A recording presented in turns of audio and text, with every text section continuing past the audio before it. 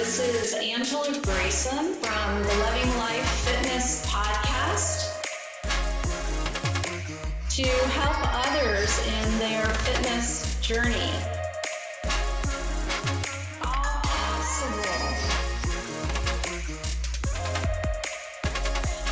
It's time to wake up. Here we go. Hello, everybody. This is Angela Grayson from the Loving Life Fitness podcast, where we talk to professionals and everyday people about their fitness journey in life, or maybe they'd like to talk about things that help others to live their best life. Okay, and today we'll be talking to LL Kirchner about her life and her journey and the stories that she's written. So hi, LL. How are you doing today? I'm good, Angela. How are you? Oh, I'm doing great. Happy and excited to hear your story and have you share it with my listeners. Let's go back to the beginning when you were a young woman growing up. What was your life like back then? And maybe how it inspired you to become what you are today. Well, it's funny because I grew up probably on a trajectory that might not have included indoor plumbing. I landed in rehab by the time I was 19. And it wasn't because my parents sent me. I actually dragged my own butt into a rehab facility when I was in college. But, my dad owned a health club, which is an interesting backdrop to, becoming a burgeoning alcoholic and drug addict. And he had quit his, job in corporate steel in order to run this business of his own, which was really unusual back then. People did not have, the entrepreneurial hustle was not a thing so much then. I mean, sure, you had mom and pop stores, but, quitting a corporate job to open a health club was weird. But I was definitely around fitness trends from a young age. But I was very frustrated by my mom, what I saw as my mom's sort of passive acceptance of all the things that my dad wanted to do. And I kind of thought, I'm going to do the opposite, which I don't even know. You know how kids are. The thing is I had started exercising from a young age. When I was very young, I was trying to impress my dad, who was always into fitness. And I would try to run and pretend I was sporty. And I'm not a super sporty person, but if I don't exercise, my body, it's almost like I rust or something. It just doesn't function well. I discovered that really in my 30s when I moved to Qatar, which is, the subject of my first book, American Lady Creature, where I wind up living in the Persian Gulf. I've been not working out, and just getting more and more miserable.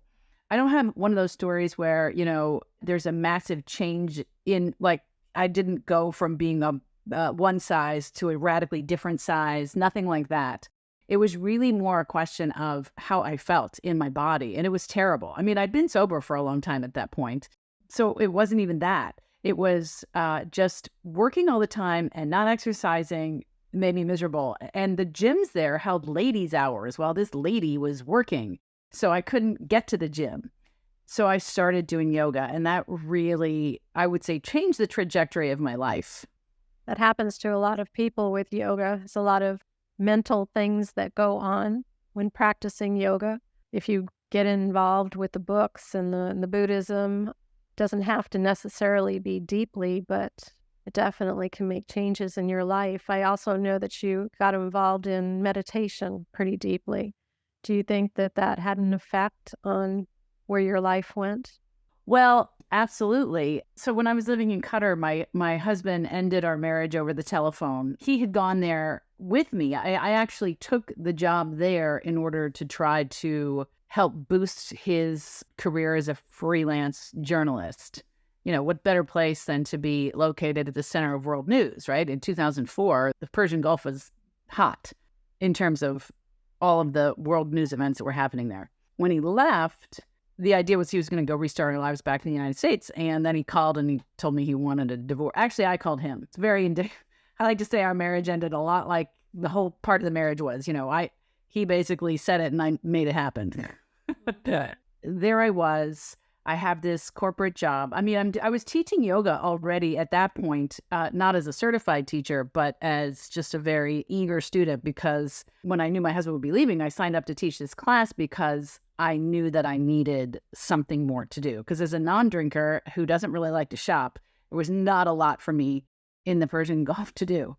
And so I went to India initially and got this yoga teacher training because to me, it felt like a way of showing I hadn't been just completely mowed down by this divorce. I was not just quitting my job and, I don't know, going back home. I mean, gosh, what would I do at home? People would be like, so where's your husband? And I'm like, I don't know. You know what I mean? I didn't want to face all that. So I signed up for a yoga teacher training. I was never going to teach yoga. I mean, come on, I was 40 years old. Who's going to want to take fitness classes from a 40-year-old woman, let alone yoga? You know, it just seemed ridiculous to me, which is funny because, again, my dad had started this health club when he was around 40. And in a weird way, I was doing the exact same thing he did, the exact same thing, sort of starting my own business, but I didn't do it intentionally. I went to go take this yoga training, and it was like it gave me a deadline, like a reason to finally get out of Qatar. Because I sort of like spun around in Qatar for another 9 months after he left. I was like, I don't know what to do. What am I going to do? You know, I get there. And through all this, I was a smoker, right?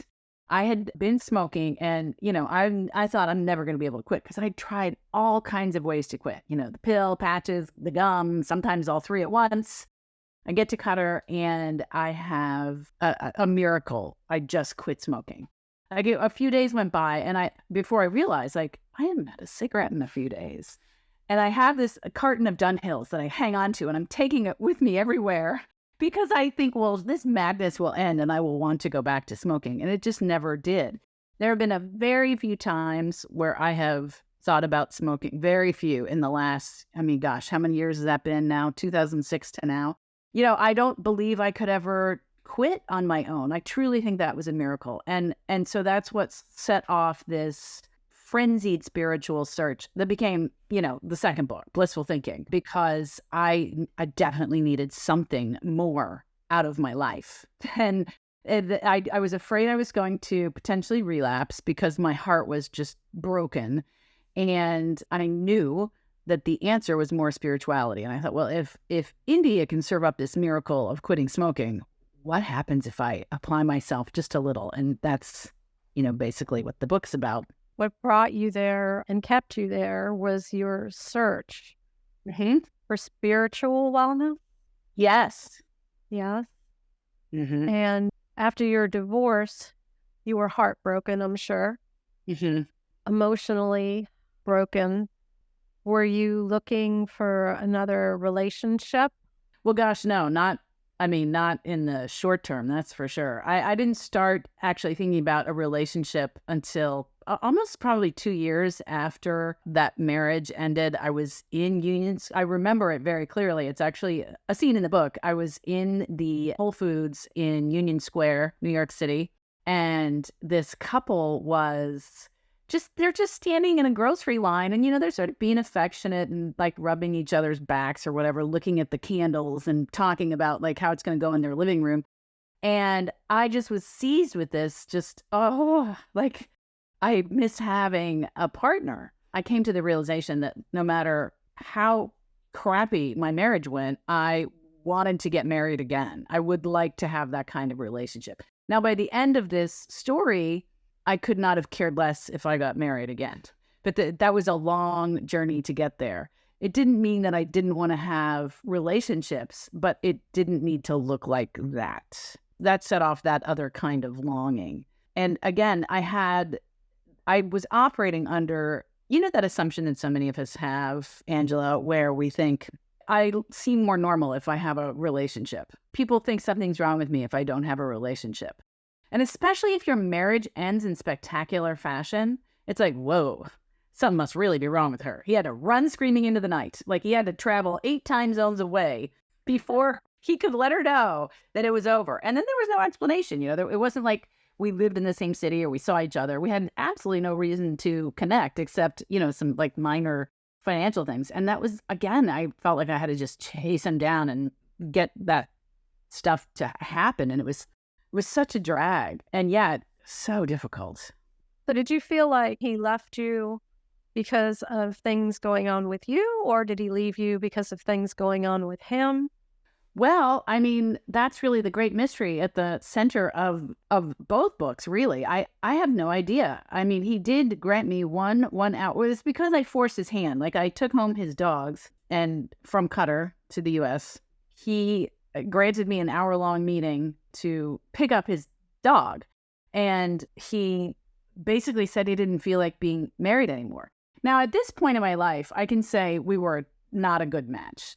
But then, I mean, I grew up moving around a lot. And like I said, I was resentful of how it looked to me like my mom was just kind of going along with everything that my dad wanted. So it wasn't an example. It wasn't a couple.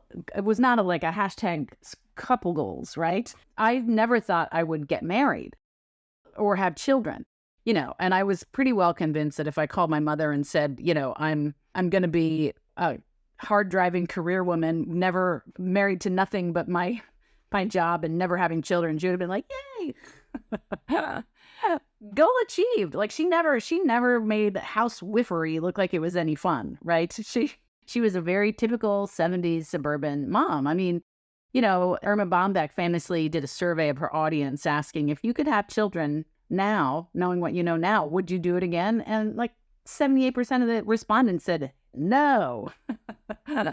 And I think my mom would have been among those. You have to remember, birth control wasn't legal. Abortion was definitely not legal. It was very different times, except it was also very much the same times. We still have a few more options, like birth control is more accessible to unmarried women. But other than that, we're regressing. We're going in the wrong direction. It'll be interesting to see what happens. She didn't have a choice. She wanted me to have choices. And ultimately, I realized that, the choices that I do like being in relationship, but, it doesn't need to look completely standard. Although at this point in my life, I am in, a heteronormative standard kind of relationship. I'm a new grandma. Okay. That's all pretty interesting stuff. See how your mom's life was going in her marriage with the decisions that she made or she was forced into. And so you wanted to live your life differently. You see. So that you could make your own decisions about where your life was going to go. One of the things that you said you would like to talk about is what early menopause led you to discover about internalized misogyny. Explain that. Well, I will say, that's really the theme of the first book, how living in one of the world's most patriarchal cultures really showed me how I had internalized misogyny, but I didn't, that sentence is not in the book. It's definitely a story. But for me, when I came back, and again, this is going way back again to the first book. This other book just came out, but the first book, before it came out, when I first came back to the States from Qatar, this was when Hillary Clinton was running against Barack Obama for the nomination, for the Democratic Party nomination. And we also had John McCain just announcing Sarah Palin becoming his vice presidential choice, which is interesting because if you think about it now, they don't announce that soon. They're not bringing that up to the table. But anyway, all over the media, it was Hillary Clinton and Sarah Palin. They were presented as our options, right? You can be a bitch or you can be a bimbo. That was it. And I would tell people, oh, yeah, I'm just back from Qatar. And they'd be like, oh, how can you stand it there? Now, feminism also at the time was considered a dirty word. So, oh, how could you stand living there? They treat women so badly there. And I think, and you really think we're doing so much better here? One of the many things that happened through the course of my time in that book, I had to deal with a lot more sexism and bad behavior, bad behavior. I was sexually harassed by a Western colleague and then basically told to brush it under the rug by my Western colleagues. And I was treated much better. I had much more interesting interactions with the people from Qatar, the Qatari, not necessarily Qataris. I mean, there are a lot of expats. They might have been Yemeni or from Bahrain or, there are a lot of expats there. Not a lot of American expats, which was another thing. So I could be in a room with all people who maybe English was their native language, but some of them were from New Zealand, some of them from the UK, Ireland, Scotland. Like, it was a very interesting time and place. Anyway, so when I got to the point of it was time to, figure out where I was, like the whole idea of misogyny and how that fit into the book. At 38 years old, I moved there when I was about 38. And when I was 39, I hadn't had my period for a year, but I had also been very busy working. And so I went to the doctor at the urging of a friend, because it hadn't occurred to me because I was so busy. And he said, he's the one who ultimately told me that I was in menopause. I mean, this was after a surgery to take out a cyst in my ovary. And then after that, he was like, oh, by the way, you're in menopause. And it wasn't because of the surgery. That was what was happening. And I was shocked. I had been angry, I had been sweaty, and I had been overwhelmed. But I was living in a desert culture where the language wasn't my own. It was hot. People didn't understand me when I spoke. And my friends and family live 8 time zones away. This is very much mimics menopause. Like, I had no idea that I was in menopause. So I woke up to the fact of being menopausal, and, then my husband left. At first we tried to actually, like, last gasp, have kids. And we did a little IVF, and that didn't work out. And, then he left. And I was in a country where it's illegal to date. So I had to rediscover who I was as a woman within the confines of this culture. And I really realized how I had, as I said, internalized misogyny. Because, for instance, when the dust kind of settled, I was like, oh my God, I'm going to turn 40. I can't have kids, and I'm divorced. Like, who is going to want me now? Who's going to want to date me? And I had to recognize, like, I had long been criticizing the Qatari culture for valuing women primarily as wives and mothers. And I was like, I do the same thing. I just decorate it a little differently. These are interesting books, I'm telling you. I read your Blissful Thinking. It was very good. Oh, I recommend that highly to the listeners. I'm going to have to read the first one, though. It's free on Kindle Unlimited if you have that. So Awesome. So living in a culture where you're not allowed to date, even as an American, I mean, you have to abide by their rules. Otherwise, they look down on you. Yes. Oh, it's more than looking down. They'll kick you out. Like, they're not kidding around. Yeah. The penalties are stiff for cultural infractions. And how long did you live there? 3 years. And you're not allowed to date. So where does that take you? Where does that take your mind? You're a young woman. How could you not date? What would you do? Oh, well, I did not date. I mean, first of all, one of the things that you have to keep in mind is the husband, he left. So I actually went back and did another job there, didn't date. But you're also very consumed with your work. When I was there the first time, he had been there for about 1.5 years, and then I was there for about another year after he was gone. So, I was not really in a mood to date. Now, that doesn't mean I didn't want to have sex. Those are two different things. But I would travel to have sex. I love the country. When you're traveling, this is the great thing. This is why so many post-divorce memoirs are about travel, because, you go traveling and you're in a different place and you get to try on different personalities, and you meet lots of people if you're traveling alone. I mean, I think that if I had traveled with with groups or something, I would not have met nearly as many people or had nearly the variety of experiences that I had. But because I went everywhere by myself, I met a lot of people. And so, no, I didn't date. I did have a torrid affair with a coworker, but he had a girlfriend who he was doing a long distance relationship with. Again, this is all in the book. So I don't know if that answers your question or not. Yeah. Okay. So also, You just do it secretly, I guess. there's always secrets. More fun that way, right? Okay. So you ended up visiting different cults. Yeah. So when I left Qatar, I and went to India. Now, there's a couple of different things. One, and I talk about this in the book, Amanda Montell's book, Cultish, which defines cults kind of as any group that sets itself off by a means of language. And I think that's a very interesting way to look at it. When you think about it that way, we all participate in a number of cults. And I think the reason, for me, it's really important to talk about that is because it's very easy to otherize people who end up in cults, right? Well, that would never happen to me. But, you send them to an Orange Theory class and they're talking about their splats and their squats and their burpees. And, you get a whole language going. And how is that ever from a cult? Well, you might think, okay, people in cults, they live together and they dress weird and they don't have any money. And that's not true of every single cult, right? So, it's just a framework that I quite like. And I think one of the reasons that I didn't get sucked in, as it were, to any of the cults that I have belonged to, although I still belong, like Orange Theory is one of my cults. And yoga is definitely one of my cults. But the reason that I haven't ever gotten really sucked in is one thing that my mother did give me was a terrific love of language. And I can't, like, they're like hokey linguistic conventions kind of at a certain point. I'm like, oof, no, thank you. Like, I can't sign up for that. So that probably saved me. But yeah, I went to, you could say the first one was the 10-day silent meditation that I did at the beginning of the book. That's kind of a cult, meditation. And in New York, I visited some different, I felt like chanting groups were a bit of a cult. And then when I went back, that's when I went to the sex cult, which, this is the other thing that I like to say about cults is that they don't become wildly popular because they have nothing of interest to offer, right? So Osho is a very famous cult. This is the cult that I visit, the sex cult that I visit in the book.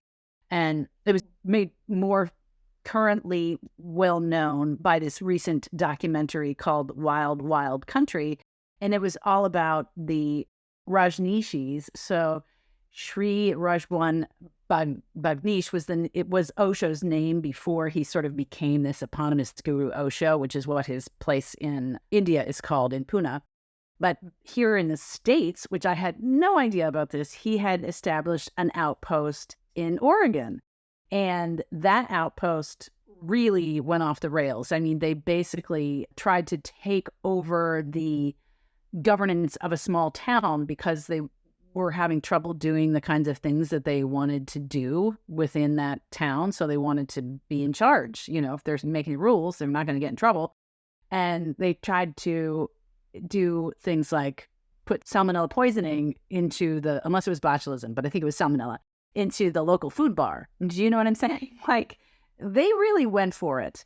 And the thing about it that was, again, unbeknownst to me at the time, but the thing about Osho, his message essentially, this is what was compelling, is that, we should love everybody. And that's compelling. And again, you can take a look at it from his background as an Indian man, which is a very repressive, sexually repressive culture. He thought that sex was the closest that we get to the state of no mind when we're in the orgasmic state.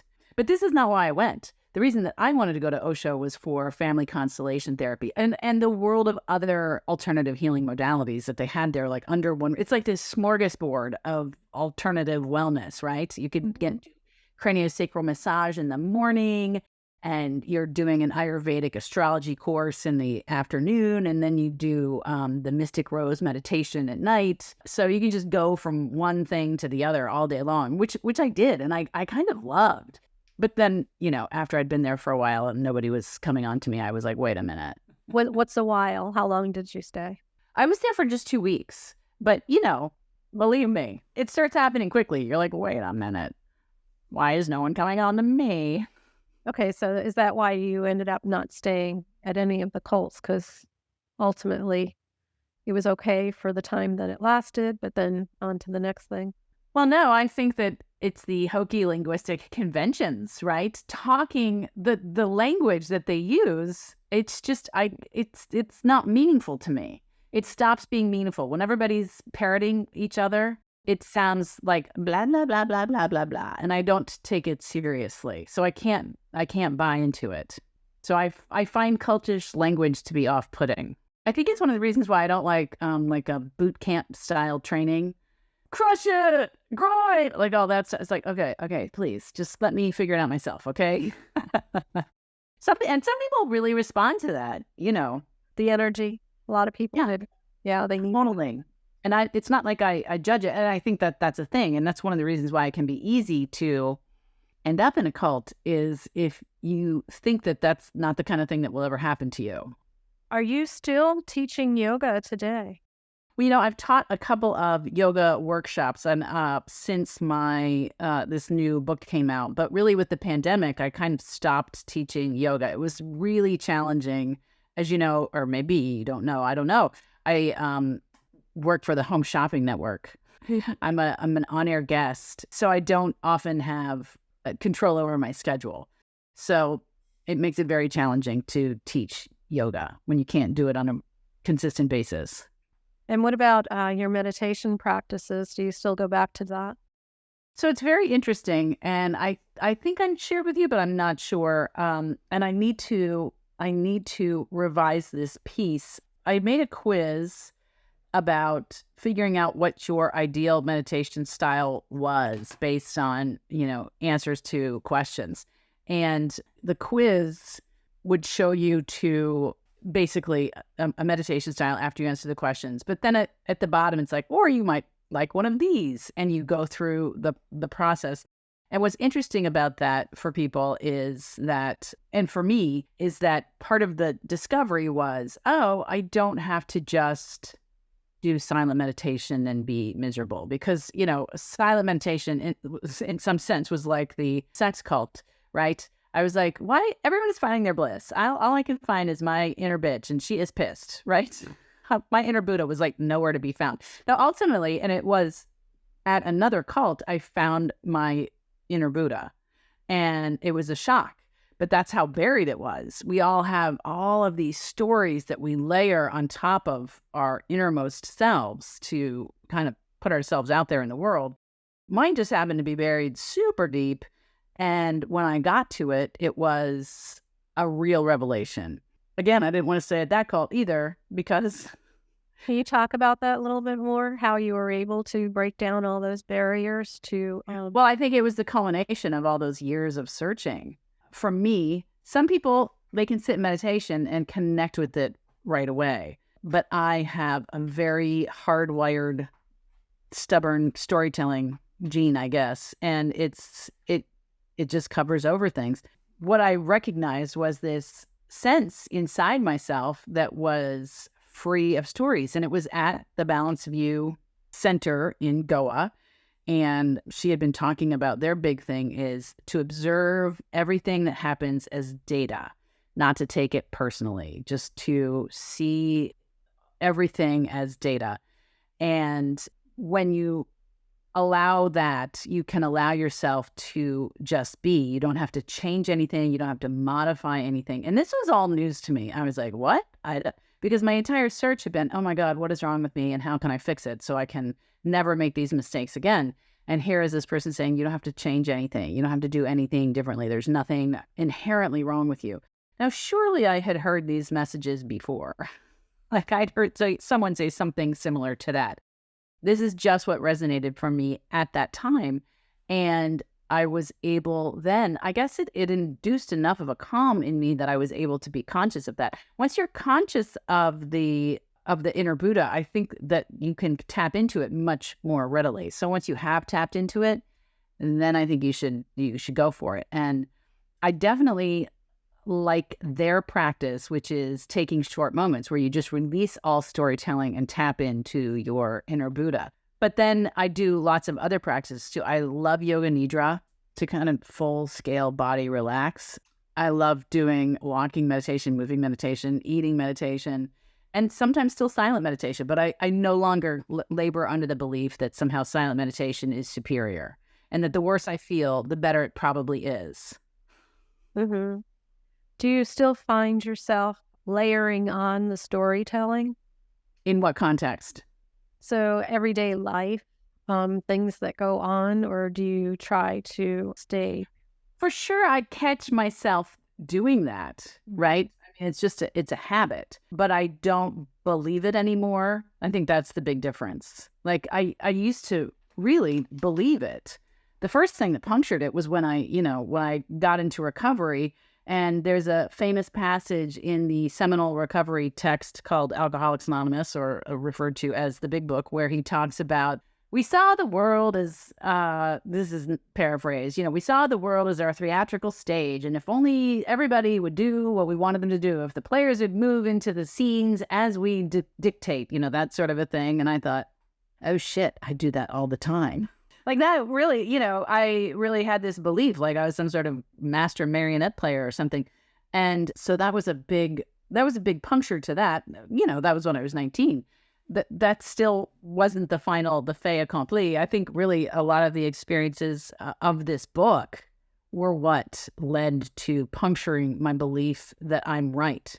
And even just living in another culture, you live in another culture and you see the world news reported from somebody else's perspective. And I'm not talking about you're reading one story. I mean, everything all the time is this other culture's perspective. And the next thing you're seeing things differently too. I remember, I'll never forget, I'm in the airport in Germany and this woman walks by in a miniskirt and like a halter top. And I thought, cover yourself. You know what I mean? Because I was so used to being in a culture where women were wrapped head to toe in black and fully covered. And I also dressed very covered up because I didn't want to be judged for exposing flesh on my body. It's like, I don't want to deal with it. That's not the hill that I want to die on today. So the other things. Now you do a storytelling once a month, a live storytelling. I do. Yeah. And you have one coming up November 30th. I know, this week. Yeah. I'm anxious to get on there and listen to that. Tell us about your storytelling. Well, you can't really listen to it. It's a live event. So you come, Angela, you got to come visit St. Petersburg to go to the show. Okay. I love the storytelling community that we have here because it's all about telling true personal stories. When I first moved to New York, I got involved with the Moth. I eventually became a story coach for them. And I just loved the community that it built because when people get on stage and tell true personal stories, it's not just, oh, here's a troll under the bridge. Oh, that was an interesting story, my friend. It's more like, oh my gosh, that happened to me too. I had a boyfriend dump me just the same way or whatever it is. And then people can connect and relate off the stage. It made New York a very small city for me. I just loved it. And it was a very casual, vibe. It wasn't like you had, it's not like famous people are going on stage and doing a performance, that's part of the beautiful thing about this Moth community or the storytelling community in general is when you encourage people to just share their stories, it's different. It's not a performance. It's not meant to be performative. So you get to know people. But this show, the theme we're doing this month is adulting. Next month, we'll do family. I always do some variation on that around the holidays, but nothing too loaded, So more than one person talk? Oh, yeah. So it's, similar. I don't know if you're familiar with the Moth, but when you go to a slam, everybody puts their name into some sort of container, a bucket, hat, whatever. And the names get called out at random and it lasts for a certain amount of time. Okay. So St. Petersburg. And how long do you usually talk for? Well, everybody gets 5 minutes to share their true personal story. Yeah, it's a great container. One, because it's challenging, right? Yeah. But 2, it's also great if you're in the audience and somebody is telling a story and it's not going anywhere and you're thinking, oh my gosh, when's this going to be over? Nobody's going to take the mic hostage except me. I probably talk the most. Okay. To maintain your sobriety, okay, is this something that you have to work really hard at throughout your entire life, or has it become easier for you? Yeah, I don't know if I would call it hard work. I mean, hard work is being an active alcoholic and drug addict, right? That's hard work. Yeah. Recovery is something that you always have to, or, I always want to be mindful of because it's never going to be okay. It's never going to be like, oh, you know what? I'll just have that one. That's just not how it works. So from that aspect, yes. And then, when you look at long-term recovery, the challenges are very different than they are. Like when you first get sober, it's like, oh God, where's my car? Is that my urine? Yeah. Do you know what I mean? Like, when you're like, at this point, I have 27 years of sobriety and the challenges are more like, ooh, I wish I didn't say that thing to my mother-in-law. Do you know what I mean? Yeah. But it can create the same level of discomfort. Like that level of discomfort is what makes it difficult to process. So for me, I need to not be in that state of discomfort caused by my own bad, unfortunate, ill-timed actions. That's not the same as saying you should not ever feel uncomfortable, because, risk taking is all about feeling uncomfortable. Discovery is about a willingness to feel uncomfortable. I would never put out a book if I was not willing to feel uncomfortable, right? Because nothing will make you feel uncomfortable like, somebody's review of your book. Well, that's part of growing and learning, right? And moving on to the next thing, feeling uncomfortable and getting past that and dealing with the discomfort. Yeah. So now you're living with your dog, Hartley, and your favorite guy here. You've got Hartley with you too. Okay. Yes. Keep our pets close by. Yes. He's smaller though, so you can't really see him. Yeah. He's bathing himself right now. And I like the way you call your husband your favorite husband. Yes. That's good. So far. So far. So far. Okay. And where did you find him? Did you find him abroad or did you find him at home? No, actually, we met here in Florida, which I certainly would never have imagined, and I kind of glancingly refer to it at the end of the book, but not really head on, because it was really important to me not to tell a story where the happily ever after is based on getting into some other relationship. Like that to me is incredibly not satisfying, because I think, well, you might just end up having the same problems that you had before. And like I said, I start off thinking that's going to kind of show that I have overcome my obstacles. And I at the end, I recognize really that is not an indicator of overcoming obstacles in life, is to have a relationship. It's just not. The most important thing is to have that comfort in your own skin, no matter what is happening, because uncomfortable things will always be happening, whether it is to improve yourself by working out or taking a different job or, staying put even. And that can be very uncomfortable. Yeah. Life is a journey, and no matter where it takes us, we have to work our way through it. And that's part of it. That's a big part of it. It's not always about the destination and getting to the end, because then what? The journey has to continue. That's right. Yeah. All right. I always like to ask the question, if you would like to give a goal to our listeners to reach for so that they can live their best life, what would you like to share with them? Well, I mean, I really think that knowing yourself is extremely important to being in communion with other people. And so I would encourage you to either read a book or watch a movie or go to a storytelling show and immerse yourself in the stories of someone who is maybe doesn't look like you, or maybe experiences different cultures than you. And I think that's really important in today's society, is to see the world from other people's points of view. Because I think that at the bottom, we all want the same things. And one of the reasons that the world is so broken is because we all get so invested in these stories or how they manifest. So you and I might care very deeply about the safety of our families, let's say. But, you have brown hair, I have blonde hair, you're wearing short sleeves, I'm wearing long sleeves. We could make decisions about each other based on those things. And they're completely based on only our things. If I'm making decisions about you based on what I think without checking in with you, I'm really just, as we like to say, I'm out of my mind, right? When you're having a conversation with someone who isn't in the room, you're out of your mind. So, but I have seen through doing this storytelling show for years, people change so dramatically, myself included, because of what they learn, not only about other people or other cultures, but themselves also as a result of seeing the world through somebody else's eyes. Do you still travel a lot? Let's see. We try. It's not the same. So my partner he's got a regular job where he only gets a couple of months off, a couple of weeks off, sorry. And so I don't go off for months at a time.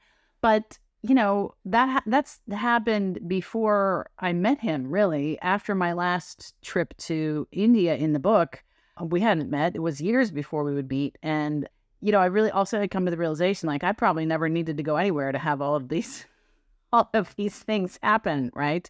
Anything can become an opportunity to learn and to grow if you're open to it. It just so happens some people seem to think that they're more open to it when they travel. I mean, I think a lot of people, I'm going to put myself in this category, romanticize going someplace else as an opportunity to start over or somehow be different, but that's not what happens. You get there and you are still you. So, I love traveling. We went to Italy this year, which was really phenomenal. But we just went to Key West a couple of weeks ago, I loved it. Like, it doesn't need to be, I'm going off to immerse myself in some other culture, but I still really love that. I'm looking forward to the day when he and I can do some travel to, say, India or Thailand, because it is, I think, an important experience to be in a culture where the language doesn't even use the same letters that you do. And so everything is, your whole reality must shift in order to survive in that experience. Mm-hmm. That's the mind in a completely different space. Mind, body, and spirit. Mind, body, and spirit. Yes. Okay, so what's in the future for you? Well, I'm writing a new book. It's called Florida Girls. It's a historical fiction novel. I'm hoping not to live a life that's memoir worthy at all. I never thought I would write memoir, and now I've written 2. But I do love writing. I do love stories, and I love making point through stories. And one of the reasons I got a degree in journalism, and I worked as a journalist for many years. And one of the reasons that I liked working as a journalist was because of the opportunity to tell stories. And I feel like now the best opportunity that you get to tell stories is in a book, because when you read a news article, you're sort of like, and when you read something today that's online, you kind of want the gist. Whereas we're more willing to immerse ourselves into full length, longer works, I think. And it's really the only tell certain stories. Like I couldn't even begin to tell you about American Lady Creature or Blissful Thinking with the kind of depth that you get from reading the books. It's just it's not a soundbite. The idea of like how I discovered how I had internalized misogyny, again, even though that's the theme of the first book, it's very difficult to isolate that thread which runs throughout the book, and again, which is not a sentence anywhere in the book. And in the second book, it's how I internalized wellness culture and allowed it to not dictate what I thought it was supposed to look like in the book. Well, your book was very good, Blissful Thinking, and I'm going to go back and thank you for enjoying it. Yeah, going to read your Lady Creature, and I'll be looking forward to your new book. When do you think that'll be coming out? Oh, Florida Girls, sometime in the next year. Oh, not sure when exactly. So soon. And hopefully I can get a little trip together so I can come see your storytelling in St. Pete. That would be fun. All right, LL. So nice talking to you and sharing your story with my listeners. Yeah, I really appreciate you coming on the show. Thank you. This is Angela Grayson from the Loving Life Fitness Podcast. To help others in their fitness journey. All possible. It's time to wake up.